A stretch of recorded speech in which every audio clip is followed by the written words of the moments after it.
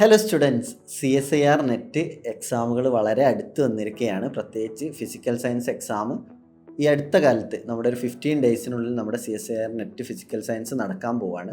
അപ്പോൾ അതിൻ്റെ ഫൈനൽ സ്ട്രാറ്റജികൾ എങ്ങനെ വേണം എന്നുള്ള വീഡിയോ ആയിട്ടാണ് ഞാൻ നിങ്ങളുടെ മുമ്പിൽ വന്നിട്ടുള്ളത്. അവസാന ഘട്ടത്തിലാണ്, നമ്മൾ അവസാന ലാപ്പിലാണ് ഓടിക്കൊണ്ടിരിക്കുന്നത്. ഈ ഒരു ലാപ്പ് നമ്മൾ മാക്സിമം എഫേർട്ട് എടുത്ത് ഓടുകയാണെന്നുണ്ടെങ്കിൽ നമുക്ക് പെട്ടെന്ന് എല്ലാവരേക്കാളും മുമ്പിലെത്താനും ഒറ്റ എക്സാം കൊണ്ട് തന്നെ നമുക്ക് JRF നേടാനും പറ്റും എന്നുള്ളത് പ്രത്യേകം ശ്രദ്ധിക്കുക. അതിൻ്റെ കുറച്ച് ടിപ്സുമായിട്ടാണ് ഞാൻ വന്നിട്ടുള്ളത്.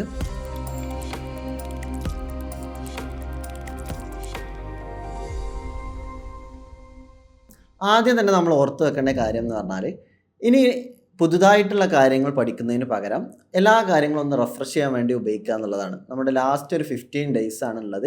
ആ 15 ഡേയ്സിൽ നമ്മുടെ ടോപ്പിക്സ് ഓരോന്നായിട്ട് റിവൈസ് ചെയ്ത് നോക്കുക, റിഫ്രഷ് ചെയ്യുക എന്നുള്ളതാണ് പറയാനുള്ളത്. രണ്ടാമത്തെ ഒരു പോയിന്റ് എന്താണെന്ന് വെച്ചാൽ, നമുക്ക് അറിയുന്ന സബ്ജക്റ്റുകൾ ഒന്ന് ഷാർപ്പൻ ചെയ്യുക എന്നുള്ളതാണ്. നമുക്കറിയാം CSIR നെറ്റ് ഫിസിക്കൽ സയൻസിനും ആകെ 9 പേപ്പേഴ്സാണുള്ളത്. ആ 9 പേപ്പേഴ്സും ഒരാൾക്ക് കംപ്ലീറ്റ് ആയിട്ട് അറിയാമെന്നുള്ളത് പോസിബിൾ ആയിരിക്കില്ല.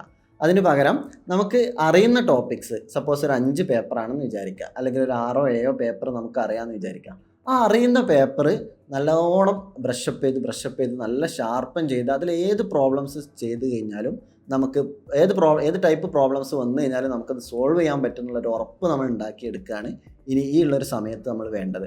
അപ്പോൾ നമുക്ക് അറിയുന്ന സബ്ജക്റ്റ് ഏതൊക്കെയാണ്, നമുക്ക് അറിയുന്ന പേപ്പേഴ്സ് ഏതൊക്കെയാണെന്നുള്ളത് ഒന്ന് ലിസ്റ്റ് ഔട്ട് ചെയ്യുക.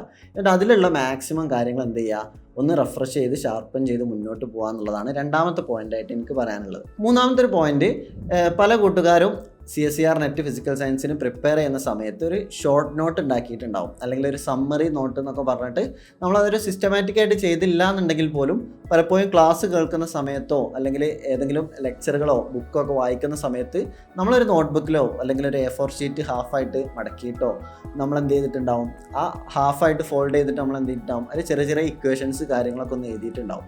ഇതിനാണ് നമ്മൾ നോർമലി സമ്മറി നോട്ട് എന്ന് പറയാറുള്ളത്. ഈ സമ്മറി നോട്ടുകൾ മാക്സിമം എല്ലാ ദിവസവും റിഫ്രഷ് ചെയ്ത് പരമാവധി ഇക്വേഷൻസ് നമ്മളെ മൈൻഡിലാക്കുക എന്നുള്ളതാണ്.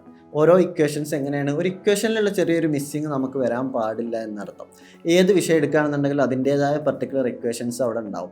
ഇപ്പോൾ ഞാനൊരു എക്സാമ്പിൾ പറയുകയാണെന്നുണ്ടെങ്കിൽ, ക്വാണ്ടം മെക്കാനിക്സിലേക്ക് വരികയാണെന്നുണ്ടെങ്കിൽ ക്വാണ്ടം മെക്കാനിക്സിൻ്റെ ഒരു സെക്കൻഡ് പേപ്പർ എന്നുള്ള രീതിയിൽ നോക്കുകയാണെന്നുണ്ടെങ്കിൽ സ്കാറ്ററിങ് തിയറിയിൽ ഒരുപാട് ഇക്വേഷൻസ് ഉണ്ട്. അതുപോലെ തന്നെ ടൈം ഡിപ്പെൻഡൻറ്റ് പെർട്ടർബേഷൻ തിയറിയിൽ ഫെർമീസ് ഗോൾഡൻ റൂൾ എന്താണ്, അതുപോലെ തന്നെ എങ്ങനെയാണ് ട്രാൻസിഷൻ റേറ്റ് കണ്ടുപിടിക്കുക എന്നൊക്കെയുള്ള ഇക്വേഷൻസ് പലപ്പോഴും നമ്മളെ കൊണ്ട് ചില ആളുകളെ കൊണ്ട് മറന്നു പോകാറുണ്ട്. അപ്പോൾ അതൊക്കെ ഒന്ന് പെട്ടെന്ന് എല്ലാ ദിവസവും ഒന്ന് ജസ്റ്റ് ഒന്ന് മറിച്ച് നോക്കിയിട്ടൊന്ന് എല്ലാ ഇക്വേഷൻസും ഒന്ന് മൈൻഡിൽ വരുത്തുക എന്നുള്ളതാണ് എനിക്ക് പറയാനുള്ളത്. ഇനി അടുത്തൊരു ടിപ്പ് എന്താണെന്ന് വെച്ചാൽ, ചില ടോപ്പിക്സ് ഒരു മെമ്മറി ബേസ്ഡ് ലേണിംഗ് ആയിരിക്കും. നമ്മൾ പലപ്പോഴും കൺസെപ്റ്റുകൾ പഠിക്കുക എന്നുള്ളതിലപ്പുറം നമ്മുടെ എക്സാമിൻ്റെ ആ വീക്കിൽ വളരെ ഇമ്പോർട്ടൻ്റ് ആയിട്ട് നമ്മൾ എല്ലാ ദിവസവും നോക്കിക്കഴിഞ്ഞാൽ ആ ഒരു ഏരിയ നമുക്ക് പെട്ടെന്ന് ക്രാക്ക് ചെയ്യാൻ പറ്റും. അതിനൊരു സിമ്പിൾ എക്സാമ്പിൾ ഞാൻ പറഞ്ഞുതരാം. ന്യൂക്ലിയർ ആൻഡ് പാർട്ടിക്കിൾ ഫിസിക്സ് എന്നുള്ള പേപ്പറിൽ പാർട്ടിക്കിൾ ഫിസിക്സ് എന്നുള്ള കംപ്ലീറ്റ് ഏരിയ പറയുന്നത് എന്താണ്, കുറച്ച് കൺസർവേഷൻ തിയറംസും കുറച്ച് നമ്പേഴ്സും ഒക്കെയാണ്, ക്വാണ്ടം നമ്പേഴ്സൊക്കെയാണ്. Baryon number, lepton number, isospin number, ഇങ്ങനെ കുറച്ച് സ്ട്രേഞ്ചനസ് ക്വാണ്ടം നമ്പർ, ഇങ്ങനെ കുറച്ച് ആൾക്കാരാണ് അവിടെ ഉണ്ടാവുക. ഈ ആളുകളെ നമ്മൾ എന്നോ പഠിച്ചതായിരിക്കും, പക്ഷേ ഇപ്പം നമ്മൾ മറന്നു പോയിട്ടുണ്ടാവും. അപ്പോൾ ഈ മെമ്മറി ബേസ്ഡ് ആയിട്ടുള്ള ഈ കുറച്ച് സാധനങ്ങൾ എന്ത് ചെയ്യുക, ഡെയിലി നമ്മളിങ്ങനെ മെമ്മറി ബേസ്ഡ് നമുക്ക് മനസ്സിൽ നിൽക്കണം എന്ന് ആവശ്യമുള്ള കുറേ ആളുകളുണ്ടാവും. ലെപ്റ്റോൺസ് ഫാമിലിയിൽ ആരൊക്കെ ഉണ്ട്, ബേരിയോൺ ഫാമിലിയിൽ ആരൊക്കെ ഉണ്ട്, ഹാഡ്രോൺ ഫാമിലിയിൽ ആരൊക്കെ ഉണ്ട്. സോ ആ ഫ്ലോ ചാർട്ട്, അതിൻ്റെ കോണ്ടന്റ് നമ്പേഴ്സൊക്കെ എന്നും ഓരോ ദിവസവും ഒന്ന് റിഫ്രഷ് ചെയ്തെടുക്കുക. അത് ഞാൻ നേരത്തെ പറഞ്ഞ പോലെ ഇക്വേഷൻസിൻ്റെ കാര്യത്തിൽ മാത്രമല്ല, നമ്മുടെ കൺസെപ്റ്റുകളിലുള്ള ചില മെമ്മറി ബേസ്ഡ് ആയിട്ടുള്ള കുറച്ച് കാര്യങ്ങൾ എന്താണ് ഈ രൂപത്തിൽ നമുക്ക് സോൾവ് ചെയ്യാൻ പറ്റും.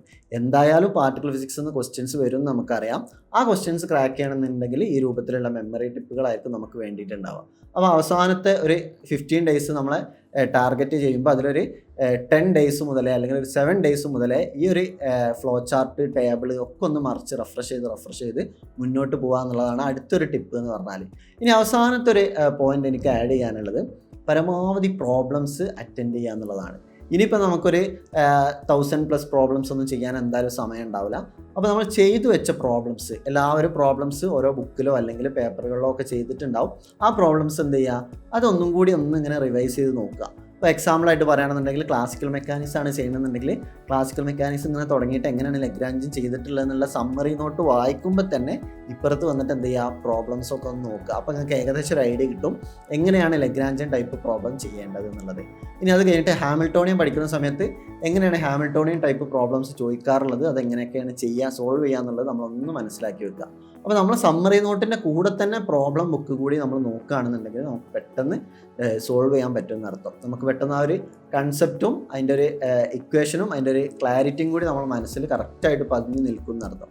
ഇനി പുതിയൊരു ഗൈഡൊക്കെ റെഫർ ചെയ്തിട്ട് ആ ഗൈഡിലുള്ള ആൻസർ സ്ക്രിപ്റ്റ്സ് നോക്കുക എന്നുള്ളതല്ല ഞാൻ പറഞ്ഞിട്ടുള്ളത്. നമ്മൾ തന്നെ ചെയ്തു വെച്ചിട്ടുള്ള പ്രോബ്ലംസ് ഉണ്ടാവും. ആ ചെയ്തു വെച്ചിട്ടുള്ള പ്രോബ്ലംസ് നമുക്ക് പെട്ടെന്ന് എന്താ പറയുക ഒന്ന് റിഫോം ചെയ്തെടുക്കാൻ പറ്റും, റീസ്ട്രക്ചർ ചെയ്തെടുക്കാൻ പറ്റും. ആ ടൈപ്പ് പ്രോബ്ലംസാണ് ഞാൻ പറഞ്ഞിട്ടുള്ളത്.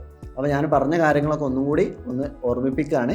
നമ്മൾ ആദ്യം എല്ലാ നോട്ട്സും കാര്യങ്ങളൊക്കെ ഒന്ന് റിഫ്രഷ് ചെയ്യുക. ഇക്വേഷൻ ബുക്ക് ചില ആളുകൾക്ക് ഉണ്ടാവും, അല്ലെങ്കിൽ സമ്മറി നോട്ടുകൾ ഉണ്ടാവും, അതൊക്കെ ഒന്നും കൂടി ഒന്ന് റിഫ്രഷ് ചെയ്തെടുക്കുക.